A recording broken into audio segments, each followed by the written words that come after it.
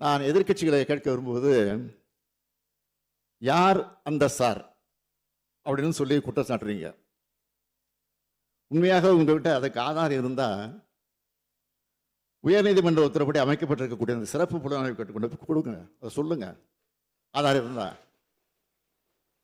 அதை யார் தடுக்க போறான்?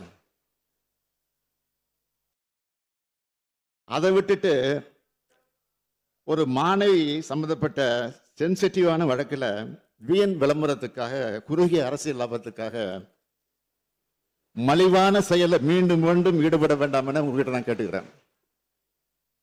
இந்த அரசை பொறுத்த வரைக்கும் பெண்களுக்கு எதிரான குற்றங்களை இரும்பு கரம் கொண்டு அடக்கும். இந்த ஒரு சம்பவத்தை வச்சு பெண்களுக்கு பாதுகாப்பே இல்லாமல் இருக்கிறது போல ஒரு சதி தோற்றத்தை உருவாக்க பலர் முயற்சி செய்யறாங்க. நான் நிச்சயமா சொல்றேன், இது மக்கள் மத்தியில் நிச்சயமா ஈடுபடாது.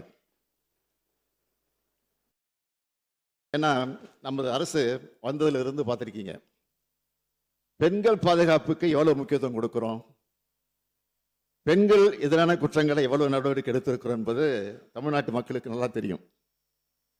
குறிப்பா பெண்களுக்கு எதிரான வழக்கில் 86 விழுக்காட்டுக்கு மேல 60 நாட்களுக்குள்ள குற்றப்பத்திரிகை தாக்கல் செய்யப்பட்டிருக்கு.